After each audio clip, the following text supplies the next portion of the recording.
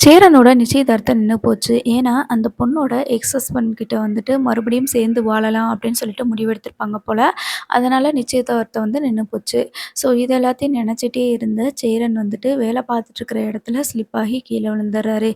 So அதனால அவருக்கு அடிபட்டுருது. அப்போ ஹாஸ்பிட்டல்ல சேர்த்துட்டு அவர மறுபடியும் வீட்டுக்கு கூட்டிட்டு வராங்க. இத பத்தி அனீஸ் வந்துட்டு சந்தா கிட்ட பேசிட்டு இருக்கிறாங்க. "சேரன் பையன் ரொம்ப நல்லவரு. அவருக்கு மட்டும் ஏன் இப்படிலாம் நடக்குன்னு தெரியல" அப்படின்னு சொல்லிட்டு புலம்புறாரு. அப்போ சந்தா இருந்துட்டு, "என்ன ஆச்சுன்னு?" சொல்லிட்டு கேட்குறாங்க. அந்த பொண்ணு கல்யாணம் பண்றது அந்த விஷயத்த எல்லாத்தையுமே சொல்றாங்க. அப்போ சந்தா இருந்துட்டு, "எதுக்காக சேரன் பையன் அவசர அவசரமா இப்படி கல்யாணம் பண்ணணும்னு நெனைக்கிறாரு?" அப்படின்னு சொல்லிட்டு கேட்குறாங்க. அதுக்கு அனீஸ் இருந்துட்டு, "ஆமா, அவர் கல்யாணம் பண்ணா தான் பாண்டிக்கு கல்யாணம் நடக்கும்னு நெனைக்கிறார் போல இருக்குது. குடும்பத்து மேல அவ்ளோ அக்கறையா இருக்கிறாரு." அப்படின்னு சொல்லிட்டு சொல்றாங்க. உடனே சந்தா இருந்துட்டு, "எனக்கு சேரன் பையாவ கட்டிக்கணும் அப்படின்னு சொல்லிட்டு கல்யாணம் பண்ணிக்கணும்னு ஆசையா இருக்குது."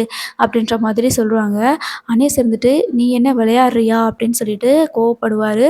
ஸோ அதுக்கப்புறமா கல்யாணம் பண்ணி வைப்பாங்கன்னு நெனைக்கிறேன். பாப்போம் என்ன